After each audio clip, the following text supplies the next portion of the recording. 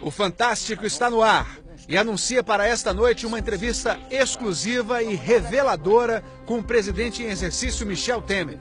Temer conversou com a repórter Sônia Bride no Palácio do Jaburu, o novo endereço do poder em Brasília. O presidente em exercício falou sobre saúde, educação, corrupção, lava-jato, projetos de governo e como conquistar o apoio popular. O apoio ao impeachment, ele não significa necessariamente o apoio ao presidente interino Michel Temer.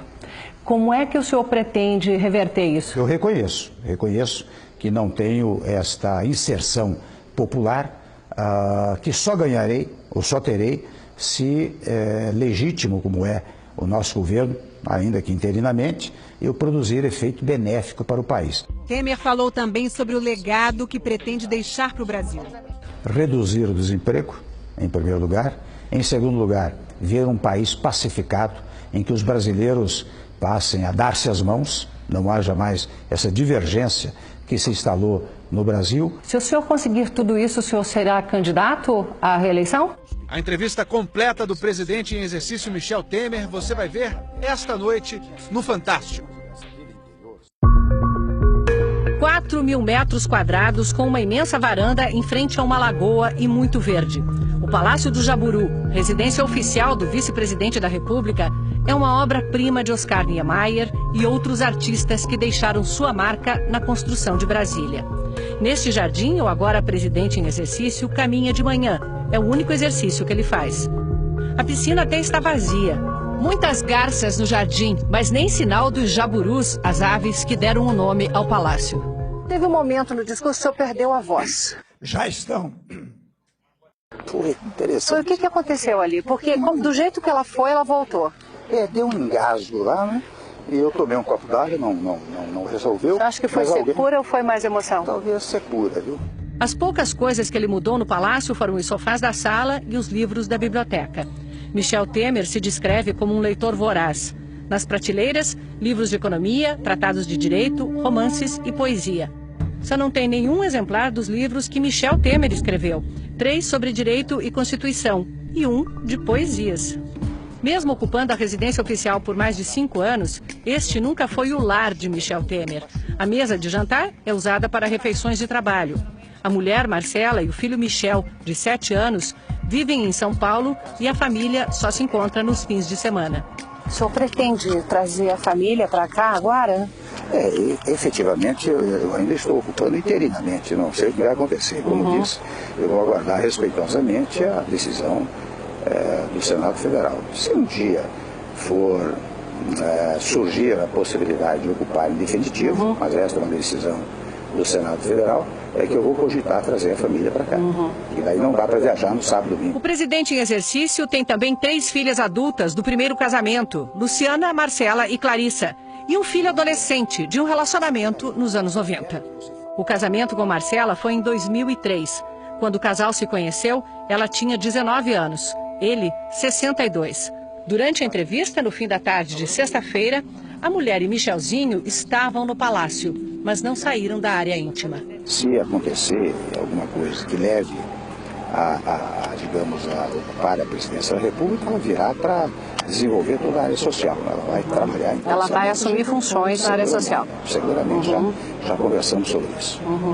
Ela tem formação nessa área? Tem, ela é advogada, né? Advogada e tem muita preocupação com as questões sociais. Antes de começar a entrevista, eu queria mostrar uma coisa para o senhor. Deixa eu abrir aqui. Primo. As imagens são da reportagem que você viu agora há pouco no Fantástico. Na Vila Libanesa, onde nasceram os pais e 3 irmãos do presidente em exercício, os parentes comemoram a sua posse. Ficaram felizes, né? Esse o senhor reconheceu, seu primo? Reconheci. Eu estive lá, né? Meus pais nasceram lá, casaram-se lá. E meus 3 primeiros irmãos nasceram lá, né? Este moço aqui morava em Tietê. Ele foi para o Líbano jovem ainda e ficou lá. A palavra vice na língua... Rua, olha, Michel Temer. É isso aí. Mas eu não sou, eu sou presidente interino ainda, né? Ficam naturalmente orgulhosos, né? O senhor tomou posse essa semana e entre todos esses desafios que o senhor tem pela frente, qual é o desafio que lhe tira o sono? Olha, é fazer com que o Brasil se equilibre, em primeiro lugar. Se equilibre economicamente, politicamente, eticamente, e que possamos ter um país pacificado. Sabe que não é de hoje que eu tenho dito que o Brasil precisa de uma pacificação, de uma unidade nacional, e por isso eu tenho pregado a necessidade da unificação do país. E a unificação do país significa a unificação dos partidos políticos, dos empregadores com os trabalhadores, enfim, um esforço conjunto da sociedade brasileira para que nós possamos sair da crise em que nos achamos. O senhor vê possibilidade de pacificação, no caso, com a presidente afastada, Dilma Rousseff, e o PT? Eu vejo, eu sou muito atento à institucionalidade do país. Ainda no meu discurso, eu disse, olha, eu quero prestar uma homenagem institucional à senhora presidente da República. E faço questão que todos façam o mesmo. Uma coisa é o impedimento, as razões que levaram ao afastamento. Outra coisa é o não reconhecimento de alguém que presidiu o país. Um outro desafio grande que o senhor tem pela frente é o apoio da população. Porque o apoio ao impeachment, ele não significa necessariamente o apoio ao presidente interino Michel Temer. Como é que o senhor pretende reverter isso? Olha, eu tenho uma legitimidade constitucional, porque constitucionalmente, se a presidente se afasta, quem assume é o vice-presidente. Graças a Deus eu tenho uma longa história pública. Você sabe que eu fui 3 vezes presidente da Câmara dos Deputados, fui secretário da Segurança 2 vezes em São Paulo, procurador-geral do Estado. Agora, fui eleito juntamente com a senhora presidente, não é? Os votos que ela recebeu, eu também os recebi. Aliás, no painel da votação estava a foto da senhora candidata, então, a presidente, e do candidato a vice-presidente. Especialmente porque, quando nós fizemos aliança, evidentemente que o PMDB trouxe muitos votos à nossa chapa, né? Mas eu reconheço que não tenho esta inserção popular, que só ganharei, ou só terei, se legítimo como é o nosso governo, ainda que interinamente, eu produzir efeito benéfico para o país. Eu acredito, tenho esperança que nós conseguiremos. O senhor já garantiu a manutenção dos programas sociais? Bolsa Família, Minha Casa Minha Vida, o ProUni, Pronatec. Ao mesmo tempo, é preciso fazer um corte de gastos drástico no governo para garantir um equilíbrio das contas sem precisar aumentar impostos. Como é que é possível equacionar isso? É precisamente estabelecendo prioridades. E uma das minhas prioridades, ou das nossas prioridades, é exatamente a atenção com os mais carentes, com os mais pobres. Nós não podemos abandonar aqueles que têm dificuldade até de vivência e de sobrevivência. Então, quando eu disse, olha, eu vou manter Bolsa Família e outros tantos programas sociais, é na concepção mais absoluta de que há que haver uma certa proteção àqueles que não têm por conta própria a possibilidade de sobrevivência. Dá para equacionar isso? Dá para manter os investimentos sociais? Dá. Se for necessário, eu cortarei de outros setores, não cortarei daqueles mais carentes no país. A educação no Brasil está numa situação muito difícil. A qualidade é tão baixa que compromete a nossa capacidade de crescimento econômico, porque a produtividade do trabalhador brasileiro, por causa da baixa educação, ela é uma produtividade muito baixa. Como é que o senhor pretende enfrentar isso? Os estudos estão sendo feitos. A intenção de resolver esse tema já está posta sobre a mesa. Eu devo até dizer que, em matéria educacional, as escolas são federais, estaduais, municipais. O que deve haver é um conjunto, um esforço, digamos, federativo, para que nós venhamos a resolver esse problema. E nós vamos resolvê-lo. Tenho absoluta convicção de que, somando todos os esforços, é possível equacioná-los melhor. De fato, na educação não é possível que as pessoas não, enfim, supostamente tenham aprendido a escrever e não saibam escrever. Supostamente tenham aprendido a multiplicar ou dividir e não consigam multiplicar e dividir. Esta é uma nova visão da educação que é preciso implantar. Esperamos fazê-lo no nosso período governamental.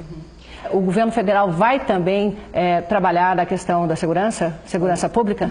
Vai coordenar o serviço de segurança pública. Aqui, na área federal, nós temos a Polícia Federal, que cuida dos crimes chamados federais. Já nesta reunião do secretariado, deliberamos que o ministro da Justiça convidaria os secretários da Segurança para um primeiro encontro e reiteraria muitos encontros para uma ação coordenada da União Federal com os estados federados. Me recordo, quando secretário da Segurança, os problemas eram naturalmente de menor escala. E me recordo também, se me permite relembrar, que na época nós criamos alguns instrumentos que simbolicamente produziram efeitos. Vou dar exemplos a você. Por exemplo, havia muita agressão e mau atendimento às mulheres nas delegacias. Nós criamos a Delegacia da Mulher.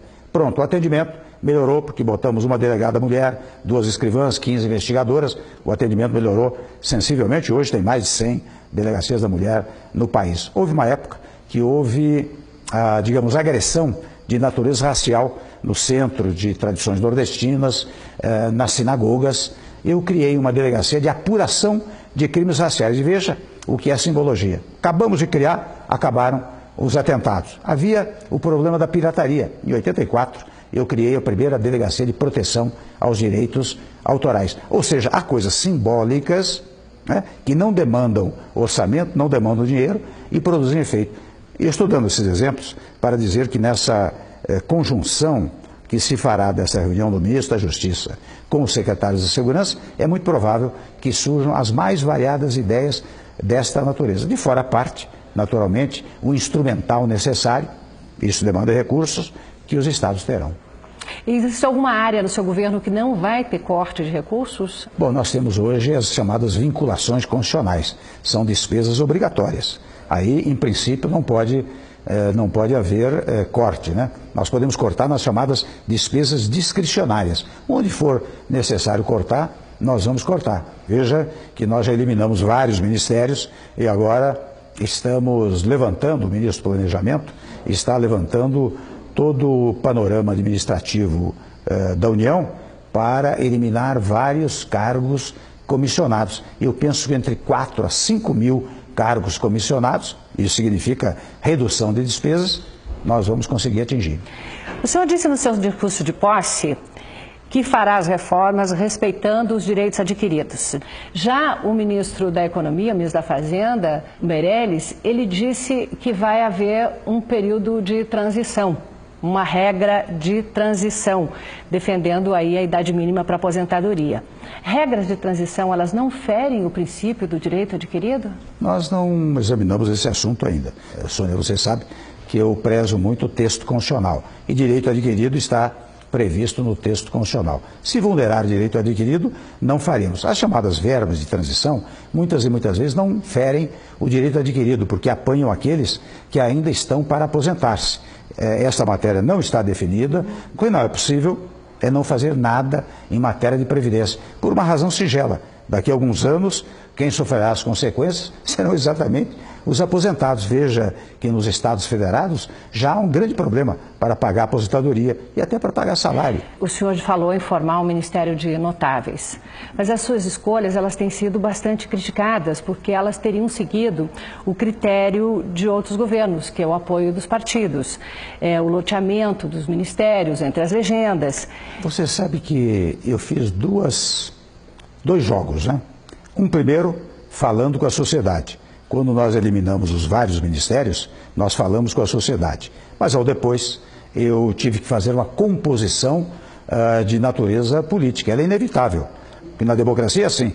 Você só não homenageia o legislativo e não homenageia o judiciário nos sistemas autoritários, nas ditaduras. Mas num sistema democrático, você há de conviver com o legislativo e com o judiciário.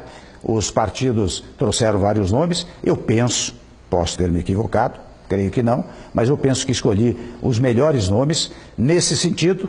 Se são notáveis ou não, são notáveis politicamente, são notáveis administrativamente, né? Porque senão nós ficamos com um preconceito que notável é só aquele que está fora da classe política. E não é assim. Se um ou outro ministro não proceder adequadamente, fiz até este alerta na reunião do Ministério, é claro que ele estará fora da equipe ministerial.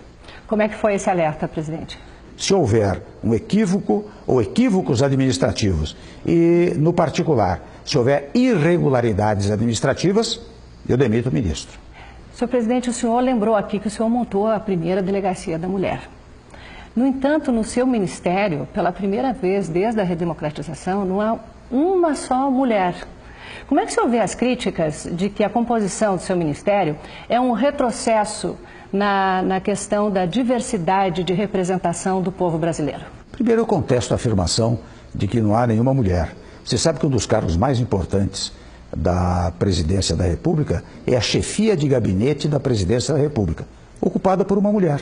Ela hoje, aliás, no dia da reunião ministerial, participou da reunião ministerial. É um dos principais cargos, não digo que esteja acima dos ministros, mas evidentemente tem uma prevalência muito grande em relação ao ministério. Primeiro ponto. Segundo ponto, você sabe que eu fiz a junção de vários ministérios. E agora, pelo menos em 3 deles, a cultura, né, educação e cultura, mas para a cultura eu quero trazer uma representante do mundo feminino.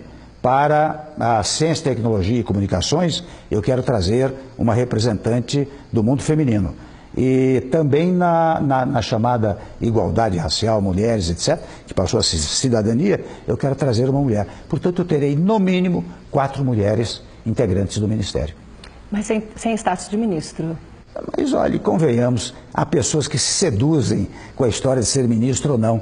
Eu já exerci funções sem ser secretário de Estado e, entretanto, desenvolvi trabalhos extraordinários. Quer dizer, o rótulo ministro não é um rótulo que vai digamos assim, fazer com que a pessoa haja bem, trabalhe bem ou não. Tenho certeza que estas figuras que virão para o Ministério, assim como a chefe de gabinete, farão um belíssimo trabalho para o país. Apesar das críticas durante a composição do seu ministério, o senhor também nomeou um ministro investigado na Operação Lava Jato, o ministro Romero Jucá. Se ele se tornar réu, ele não terá uma situação semelhante à do presidente afastado da Câmara dos Deputados, Eduardo Cunha? O senhor tomará a atitude de afastá-lo também? Você sabe que eu sou muito atento às instituições. E quando você fala em inquérito, né, você está falando em inquirição, em indagação, em investigação. Portanto, você disse bem, ele ainda não é réu. Primeiro ponto. Segundo ponto, o Jucá é uma figura, olha, permita-me o elogio, ele é uma figura de uma competência administrativa extraordinária. Sobre o foco econômico, penso eu que ninguém conhece tão bem o orçamento e as razões orçamentárias como ele, em primeiro lugar. Em segundo lugar, tem uma capacidade de articulação política que é fundamental na democracia. Até não é sem razão, já disse ele, que ele foi líder de governo de 3 governos, né? E hoje me ajuda enormemente na tarefa de governar o país, não é? E terceiro, eu espero, pelo menos ele tem me afirmado, com absoluta tranquilidade, que os dados que chegam aos ouvidos dele é de que quando alguém diz alguma coisa, diz por ouvir dizer. Então nós não temos que pensar porque a pessoa investigada, ela está, digamos assim, com uma espécie de morte civil, não pode mais fazer nada no país, né? Mas se ele se tornar réu, qual vai ser a sua Daí eu atitude? Vou examinar. Vai examinar. Vou examinar. O senhor já reiterou várias vezes o seu apoio à Operação Lava Jato, inclusive no seu discurso na quarta-feira. O senhor sabe que declarações geralmente têm que ser confirmadas com ações.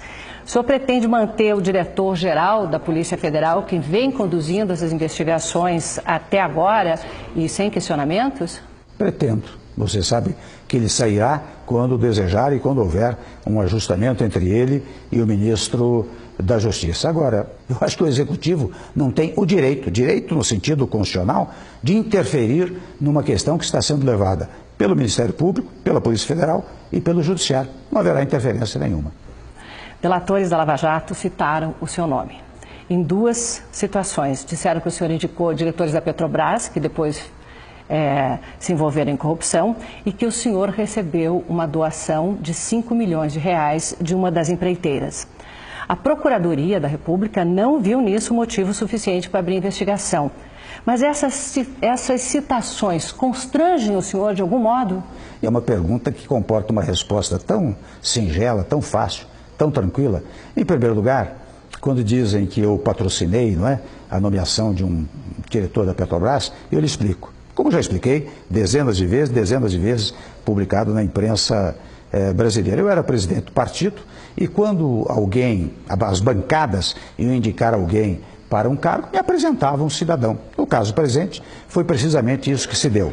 Apresentaram-me o cidadão que foi nomeado depois diretor da empresa. Primeiro ponto. Segundo ponto, a tal história da doação é interessante, fala-se como se alguém tivesse chegado perto de mim, aberto o bolso da minha calça, então, olha, 5 milhões, abre aí que eu vou colocar no seu bolso. Não foi isso.